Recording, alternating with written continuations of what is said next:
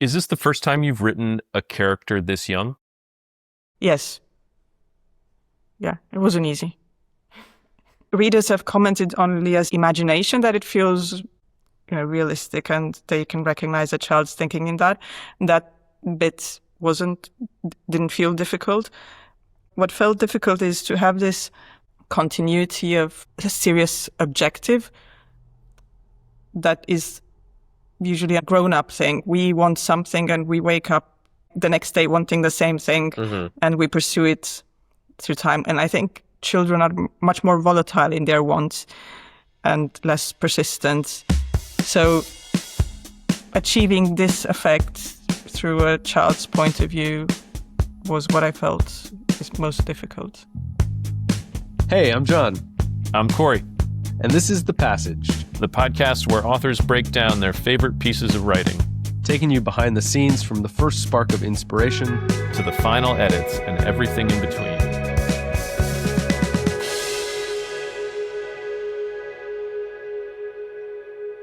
Jon, I have a thing for finding humor in strange, unexpected places. Doesn't matter the kind, offbeat, sarcastic, morbid, satirical, deadpan. If you can make me laugh in an unexpected way, I'll be a fan. Our guest today is Oana Aristide, here to talk with us about her new novel, Astronaut, which released July 14th here in the States and was published earlier this year in the UK. Astronaut takes place in late 80s communist Romania during the twilight of dictator Nicolae Ceausescu's rule. It's a story about people resisting and the different ways they do it, shown through two main characters, Leah, a rebellious and curious 8-year-old girl, and Konstantin, a detective assigned to investigate a series of murders. The novel is structured in alternating POVs. Leah has accidentally won a rigged drawing contest at school, the prize being a visit from the country's president, which is a scenario that strikes terror into the heart of her parents. Meanwhile, Konstantin is battling the political forces who have decided that it would be better to publicly blame the murders he's trying to solve on a man-eating bear.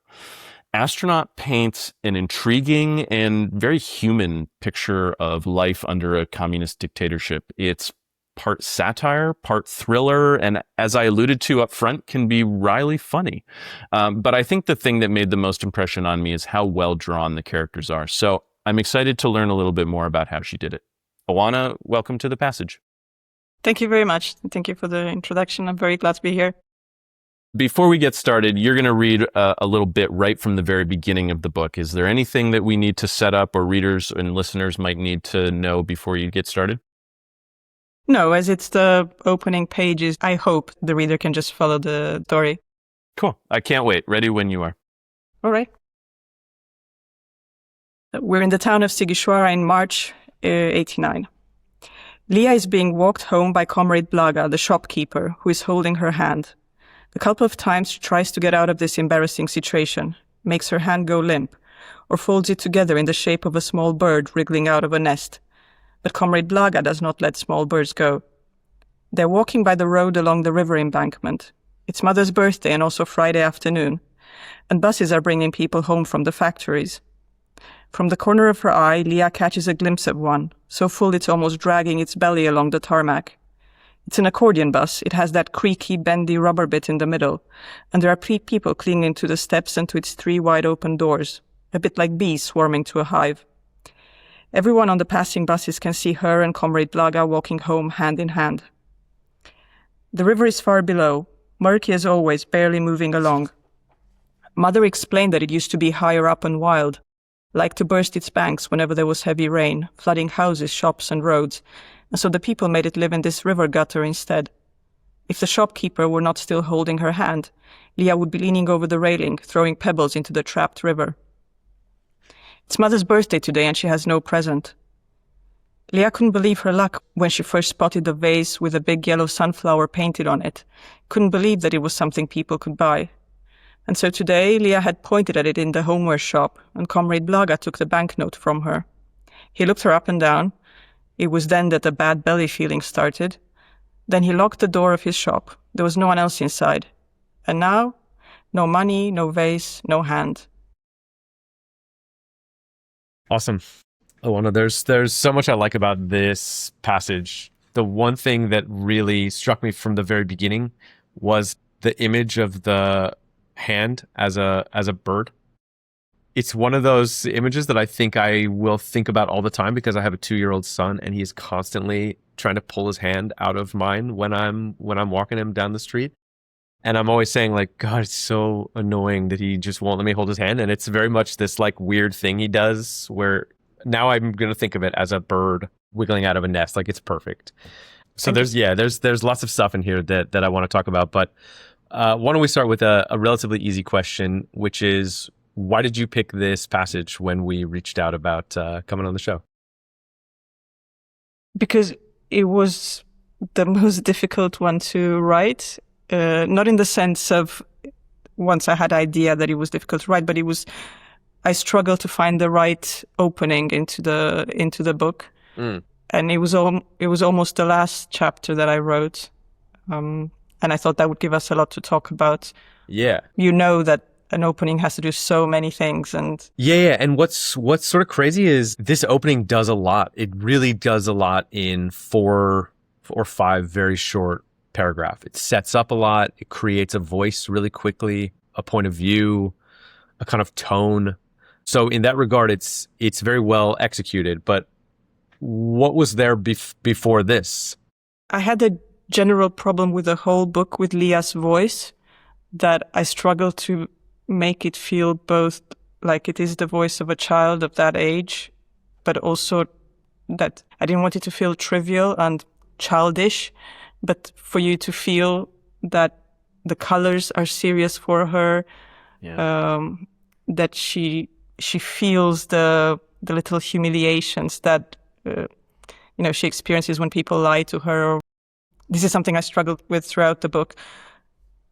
So I obviously wanted to avoid this problem for the opening, but then I also had the issue of introducing an English language reader to the Romanian context, the communist context, without exposition. So the scene that I initially had as an opening was a bit later on when Leah and her family are watching the news, and the bear murder is on the news. One of the things an opening has to do is to make you care about the characters and to make you want to read on.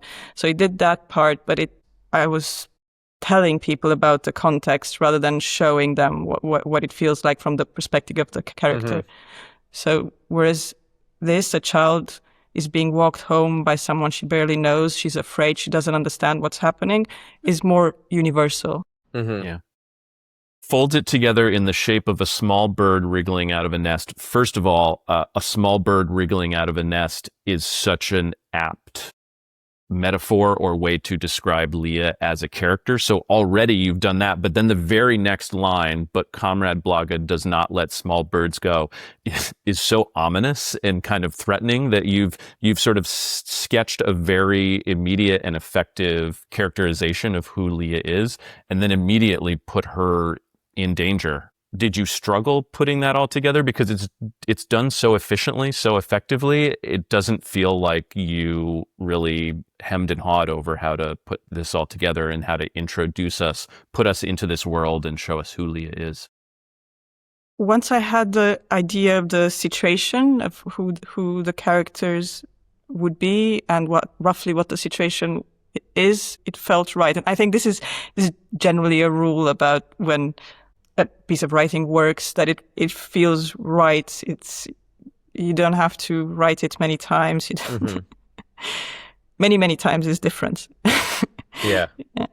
You had said that this was basically one of the last scenes that you wrote, and it's almost like you really know who Leah is at that point. And so it sounds like you had said that it really didn't take many revisions, that basically once you had the idea of what the opening scene could be, it really kind of came together quickly and pretty organically the first time. And I can see how that would happen after you had already spent so much time with that character.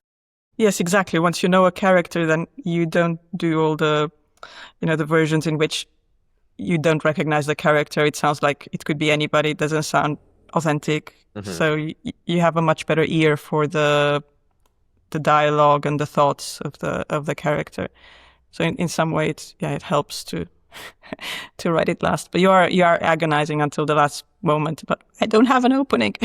Right, and you knew, somewhere in the writing process that the opening you had was not going to be the final opening of the book. Yes, what I do is I write, I go through a draft, and then when I finish that, I'm usually very happy with it. I leave it for a couple of months, pick it up again. It's terrible. I rewrite. Yeah. So, and I kept getting stuck at the beginning already. So I knew that there's something not right there. And how quickly did this beginning come when you finally, kind of unlocked it in a way? So the first chapter is 7 pages in the book. I think probably a couple of days once I had the idea. Yeah, like writing it in one day and then editing another. Yeah. Yeah. And you had the sense from that point that like, this is what the book needed. Yes. The only thing that the seed that isn't in these pages that is in the rest of the book, I think, is humor. There's no humor in the opening chapter, whereas there is in the rest of the book.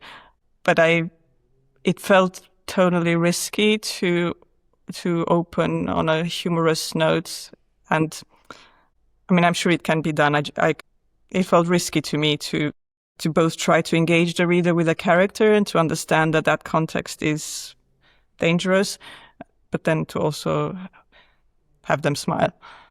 Risky in what way? Can you talk about that a little more? I think that's an interesting idea. Humor usually works against drama, and most writers, I think, opt for one or the other.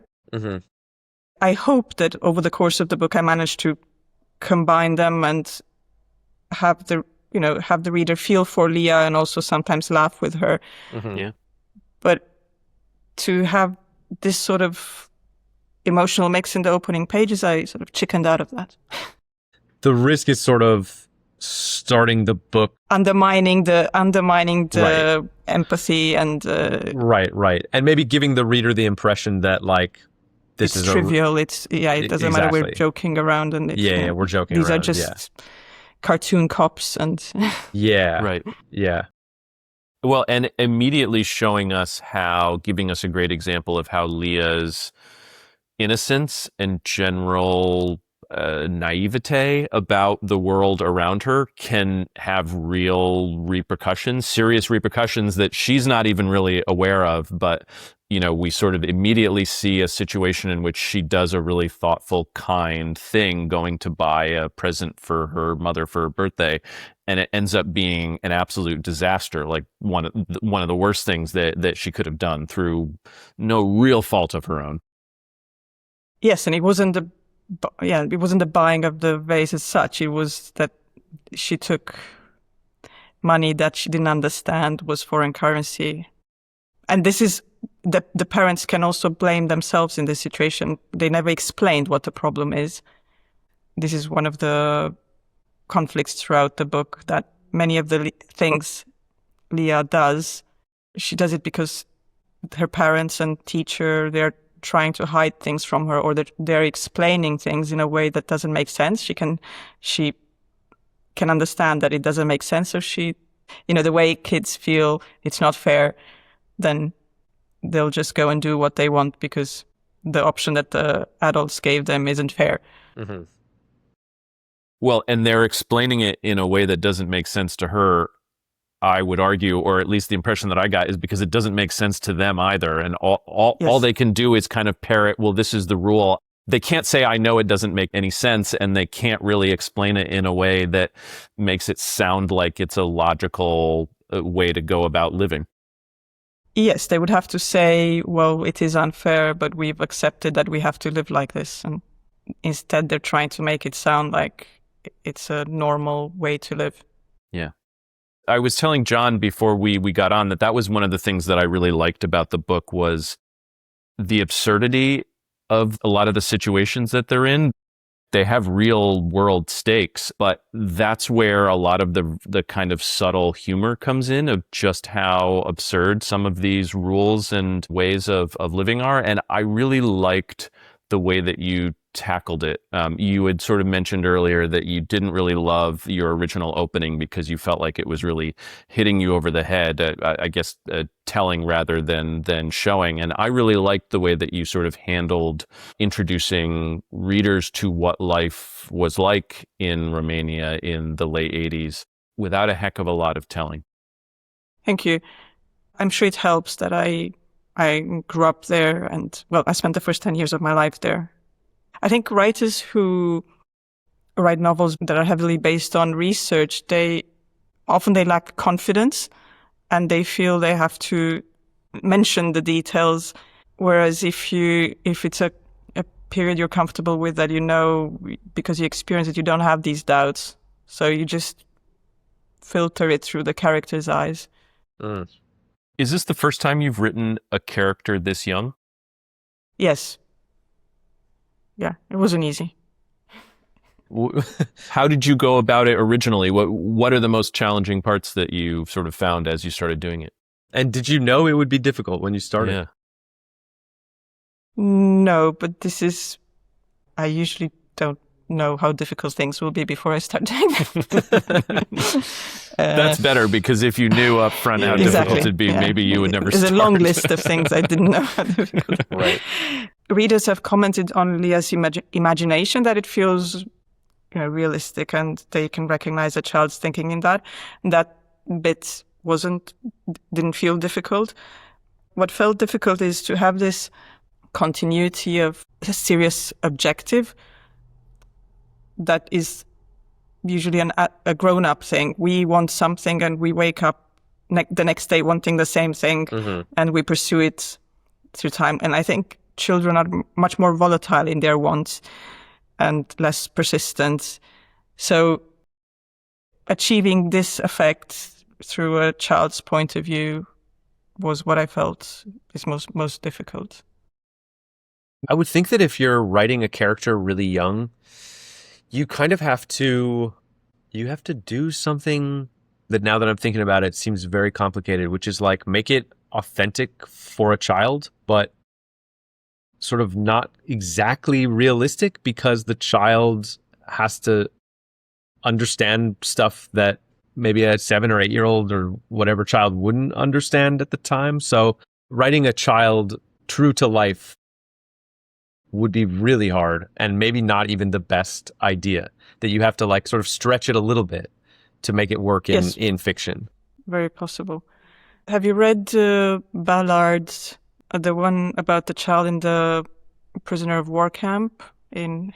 No. So he does something. It's a very, very grim book, but very well written, and he does something incredible with a child's point of view there. I don't know if it's realistic, but it feels true. Right. Right. The feeling of truth is probably more important than accuracy for a child. And then there are child narrators who just work and are very entertaining to read, but you don't believe immediately. Right. I think Don DeLillo has some very hyper intelligent kids who speak. The dialogue is out of New Yorker. Right. It's fun to read. It's fun to read, but as a reader, you're like, no, that doesn't make it, like, that's not really a child. Doesn't sound like any kid I've ever encountered. Yeah. What were some of the false starts, or what were some of the maybe instinctual ways that you thought this is how you write from a child's perspective that didn't end up working? There were many false starts. The voice was a bit too enthusiastic and exuberant at the beginning. I mean, I think the first drafts were definitely wrong in that register. And I think one of the reasons that the book still works is that it's balanced by Konstantin's perspective. I'm not sure just having Leah describe that world would have the same impact. Was that always the case, that you were always going to have the two primary characters and then go back and forth? I started just with Leah. Oh, okay. And felt that it's unbalanced. And it was also, I felt it's unfair to portray that world through the eyes of someone who, just sees the absurdity, and ultimately she doesn't suffer any the costs of Mm-hmm. what it's like to live under a communist regime. Right. So I wanted the grown-up perspective as well. When you're writing a child and you're kind of deep into it and it's working, and then you switch to an adult, how do those things feel different? Does it feel like kind of liberating for you? Like you can put a lot more into it, or what is the difference? Yes, it is more liberating. Absolutely. You're less constrained in terms of language, in terms of ideas. You can explore more avenues. You can have a character who actually understands everything. With Leah, you sort of censor yourself a bit. But writing from a child's point of view is liberating in other ways. You can be more creative in the way you see the world. I mean, some things maybe I wouldn't have noticed myself if I hadn't tried to write them through Leah's point of view. Like what? Can you give an example? Can you give us an example? So one of the things that struck me while writing was the genuine lack of communication within a family that I had just absorbed, but actually it's strange and scary that a family could be together but communicate so badly about things that there's no good reason to be secretive about the things that they were secretive about, other than the political context. Oana, I want to ask you one more question about this passage itself, and then we can kind of move on to your general writing process. But I know English is not your first language, correct? No, it's my fourth language, so you'll have to forgive me. No. There's no forgiving when it's your fourth language and you're writing like this. No, I wasn't going to take you to task for your English. I was going to ask you, one of the words in this opening passage, I read it like 3 times. It struck me as such an interesting choice that I would never have chosen. Maybe it's an English thing, maybe it's not, I don't know. But it's where you say that the river used to be higher up and wild and it liked to burst. Do you remember toying with different words there? The liked is what I think is really interesting. I chose that because Leah, well, how do you pronounce this? When you make something seem human, anthropomorphizing. Yeah. That's our social media clip right there. Yeah. I can pronounce it right either, but I know what word you mean. I see. Okay. I did it from Leah's point of view. Because so it's a way to convey. The idea was that she identifies a bit with the river that's constrained to behave.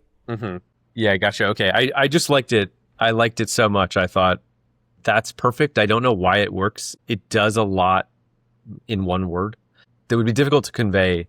I have a tendency to use more of the Latin parts of English than the Anglo-Saxon. Okay. Can you say more about that? Yeah, they're the words that are instinctively familiar to me because Romanian is a Latin language, so I will know those words even without having studied English. Whereas the Anglo-Saxon vocabulary is the vocabulary I learned as a foreign language, and English has this difference in the more you use the Latin part of the vocabulary, the more academic it sounds. The more, so I have to police that in myself. And all right, let's talk a little bit about sort of your writing process in general. Do you try to write every day? Do you have like a word count limits or something like that? I don't have word count limits. I try to write every day. I also consider thinking about writing, so I could just spend a day thinking about something, and to me that feels like a day's work. Yeah. And I like to have many hours to write. I know it's a luxury, and you're supposed to be able to, if you have there are people who have 20 minutes a day and they manage to write a book, and that's incredible. And there are people who've written in the gulag. So to say, I need to have 5 hours straight and perfect temperature and no noise, it's a luxury. But if I can have that, then I would like to have that. I have to agree with you. Any sort of writing I do, whether it's creative or professionally, I feel like the first hour I'm just kind of like fumbling around on the screen. I got to get into some sort of a groove, and that it's very hard to turn that on and off like a light switch. But maybe that's also the lack of pressure. I mean, if you did have this, if you knew there's no other way for you to write except in these 20 minutes every morning before 5 kids wake up, you would probably do it. Yeah. But it feels like you're not in that space for a long time when you first start. That's why I need many hours. Yeah. Do you write in the morning? Do you write in the afternoon? How much do you follow or try to follow a very similar routine? Or does it not really matter much where you're writing or what time of day you're writing, as long as you sort of have a kind of long, uninterrupted stretch?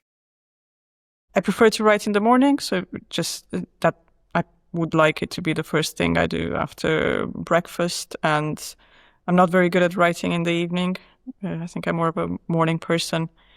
And then I usually, if I have a whole day free to write, then I stop maybe 5, 6 when my eyes hurt. 5 or 6 p.m.?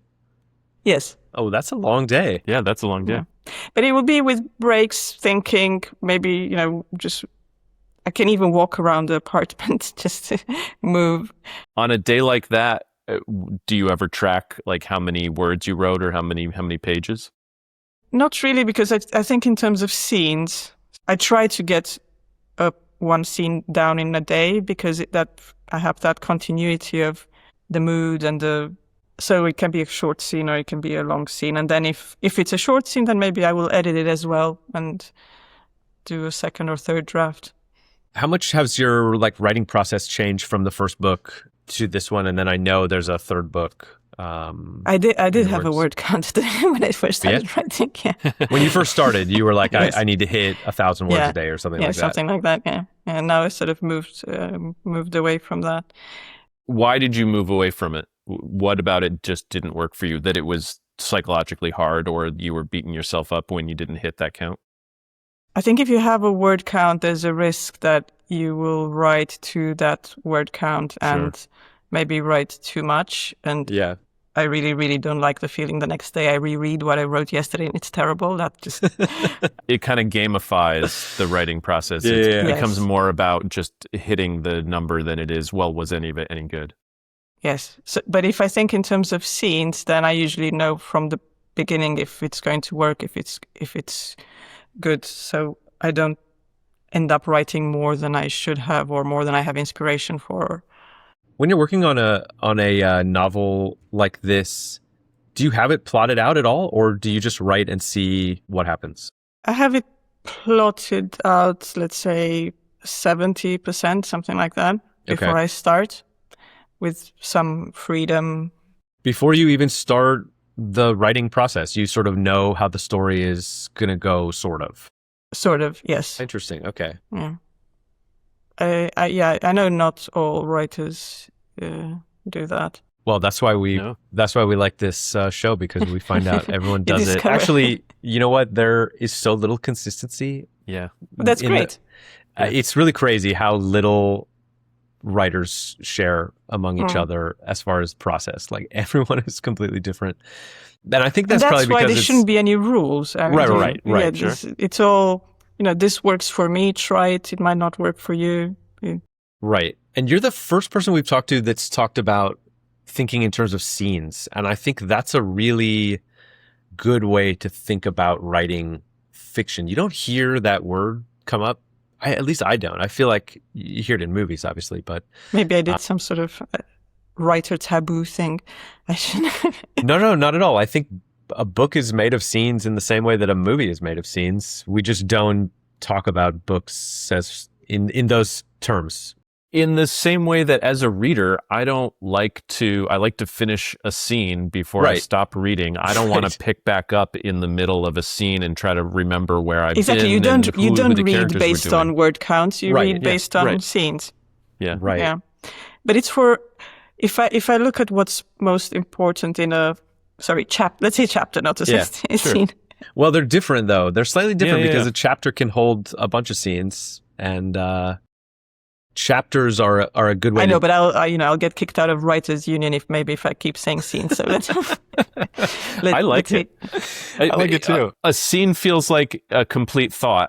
A chapter can have multiple thoughts within them, Yes. but I think I understand the idea of like, I want to finish this thought.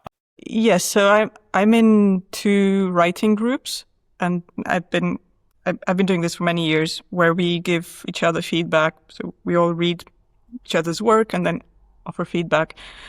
And I don't just get feedback on my own work. I also hear other people's. Mm-hmm. And one of the things that we get wrong a lot is sort of emotional consistency in a scene. I know that, real life is not like a novel. There's not this plot. It's not consistent in the same way. But in a scene, usually the emotions you can track them. Mm-hmm. People don't flip unless there's a specific reason. The mood is the same.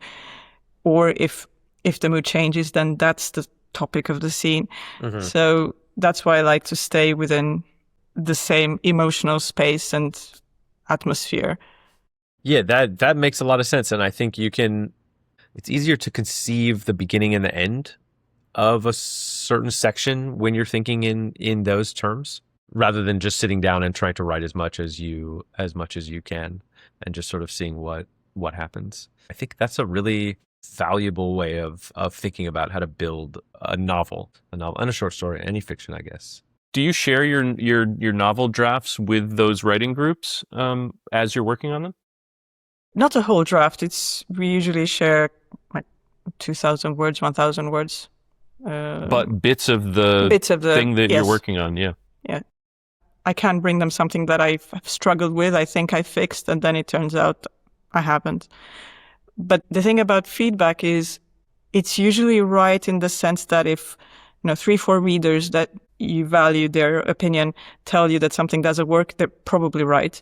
But usually they're not right about how to fix it. Mm. I almost never listen to that part, but if they say this doesn't work, it's very likely they're right, and then I have to figure out how to fix it myself. That's interesting. Is it a process to get yourself to agree with them that it's not working, or do you usually trust that they're picking up on something? No, there's a lot of back and forth, and I have to be convinced myself that it doesn't work. So I do usually argue against it, but I argue because I want to make sure that, it's not that they haven't been paying attention. It really doesn't work. Yeah, I can say, in my work, I'm a ghostwriter, so I write books for other people, and I don't like it when people tell me something's not working. I'm always like, you just haven't read it right. That's the problem. You feel very defensive. Yeah. And then, 9 times out of 10, they're right and I'm wrong. And I have to be like, I'm sorry, you were right like 6 months ago and I was wrong. And now I fixed it. Yeah. Yeah. And do you feel that thing as well, that maybe they're not right about how to fix it? Oh, yeah. No, I think nobody knows how to fix it. Yeah. When suggestions are offered, I'm defensive about those too. But they're usually not the right answers anyway. You have to kind of come up with the answer yourself. Yes. But I have experienced this where like somebody's identified a problem and I've sort of been like, I'm not sure that's a problem, but I'll take another look at it. And then eventually I come around to it. Okay, it's not working. Let me try a few more things. And the second version or the third version is much better than the first, but you don't know that until you've tried the other versions. And then you look back and think like, oh yeah, obviously that was not the final version of this. So yeah, I think being open to that kind of feedback is good, but it's hard. The other thing I've experienced with feedback and with writing groups is that you can, because the format is we submit short bits, that can work for a short story, but it may not work for a novel. And usually it doesn't work in the sense that they will not pick up on bigger arc things that just don't work. So if you read page by page, it's good, but the whole thing, for some reason that you cannot spot in 2,000 words, doesn't work. What's your revision process when you have something that you think is ready to be revised? How do you approach it? the main thing is that some time has passed between writing it and rereading it again. You've talked about a couple different things. You've talked about finishing like a manuscript and letting it sit for a couple months and then coming back and looking at it again with fresh eyes. But Yes. also you've talked about sort of doing multiple passes of a scene in a day, maybe to get that up to a level. So maybe they're two different styles of revision, but yes, absolutely. There's this micro revision where you look at a chapter or a scene, or I could be looking at the dialogue of a character through the book that you can more or less do in any time. And then there's does the whole novel work that you can only do, and a couple of times, 3 times a year. Maybe you can look at it in that way. because you need a bunch of time to have not looked at it. Yes, to make sure that the thing is the thing that I have in my head on paper, or I was thinking about this the other day, and for me, it's almost like trying to trick yourself into never having read it before. That sort of idea of you only have one chance to make a first impression is sort of true. And I take a lot of time from something in the hopes that I'll kind of forget it. And so then when I come back to it, I'm seeing it as if I'd never seen it before. And often the things that I pick up on or notice are very different than what I would have noticed if I read it the very next day. Exactly, absolutely. And you're not trying to satisfy another reader. I think everyone is trying to satisfy themselves as a reader. But some time needs to have passed between you writing it and reading it again. Mm-hmm. And the best experience is when you reread it and it's good and you don't remember writing it. Yeah. Do you approach a revision draft with like one thing in mind? Like, okay, I'm going to read it now, or I'm going to read this chapter just for atmosphere or just for rhythm or something like that? Or do you try to just keep it all in your head and make sure it's working instinctively? I will only do the first thing if I have a hunch that particular aspect doesn't work. Otherwise, I read it trying to catch anything that doesn't work. I described the revision process to a friend like you built a house, you think it's finished, you go in and you see, oh, there's no roof. You start again, you put a roof, you go in again and say, there's no plumbing. Right. And sort of eventually you get to the wallpaper and door handles, and hopefully I don't see all the things that are missing when I do the first revision. I sort of see, okay, there's something major that doesn't work, I have to fix it, and then successive revisions you do less and less. I love that analogy. It's a perfect analogy, yeah. Oana, we ask this to every single person that's on the show. If you could hear any author, if you could pick any author, talk about their process in the way that we've been having this conversation with you, dead or alive, doesn't matter. Who would you want to hear from and why? How many have said Chekov? You'd be the first. You'd be the first. Really? Okay. It's a very difficult question. I should have had a heads up. Yeah, sorry. Well, I feel like that there's value just in sort of getting that sort of gut reaction. Why Chekov?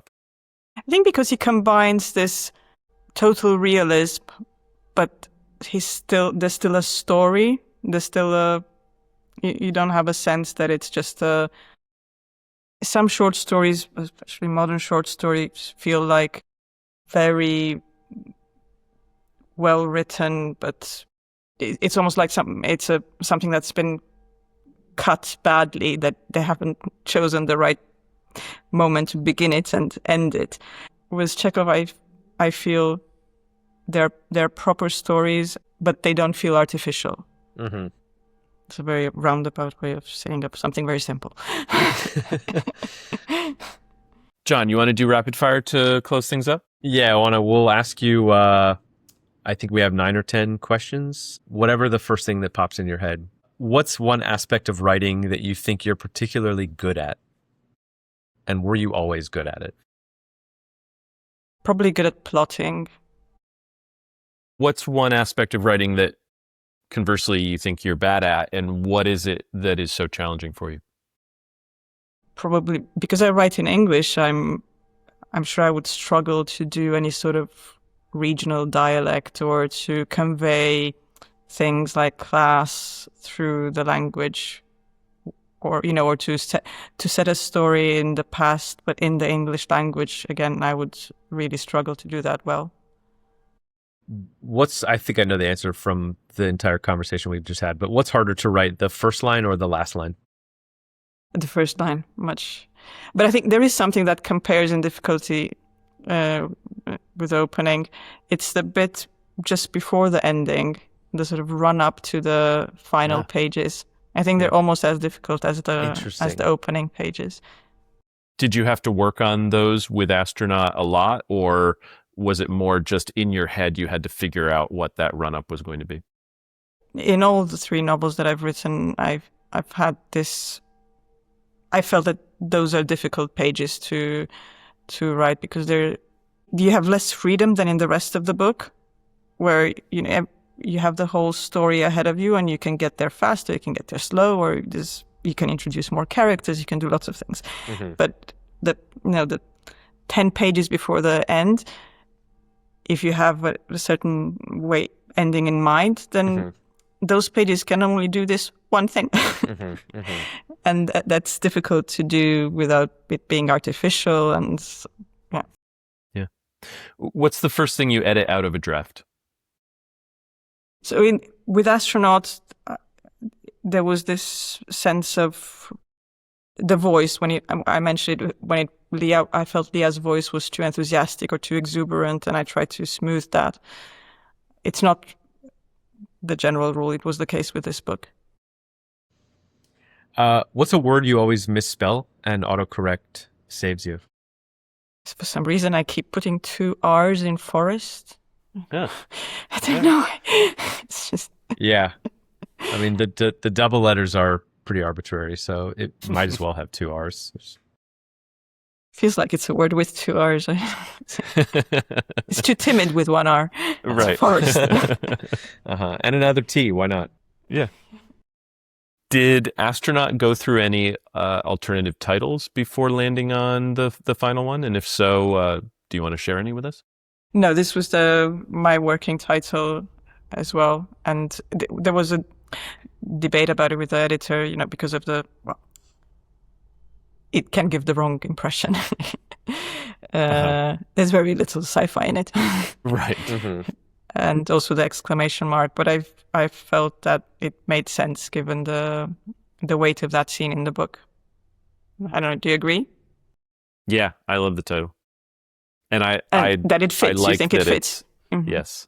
Yeah, and I don't think that, just from the cover alone, I don't think it conveys science fiction in any real way. Right. So. I didn't find it confusing or expect the story to be one thing and then got another. All right, great. You're going to clip that and send it back to your to your editor or something, like I told you. I was right. Yeah. We'll have to have another podcast about battles between editors. And, that's a good one. Do you write in Microsoft Word, Google Docs, longhand? What's your go-to?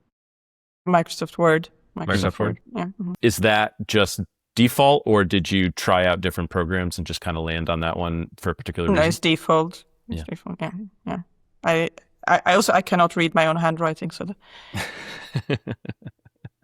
Do you have music, podcasts, anything on in the background? No, Do you very, write very with distracting. silence? Very distracting. Not at all.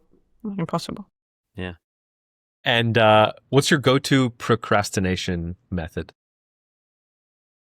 I never procrastinate when I can write. Never. Wow. That's the thing I forget to eat, so no.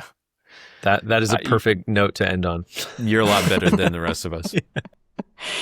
Well, it's the freedom of writing fiction. You write what you want. You just, and that was one of the first lessons that I had with my first novel, that if you want it to be good, you should enjoy writing it. Yeah, that's an even better way to end. Yeah, perfect. Oana, that's all the questions that we have for you. Really appreciate you taking the time to come on the show. It's been really fun talking to you. Thank you very much. Very interesting questions. I really enjoyed it.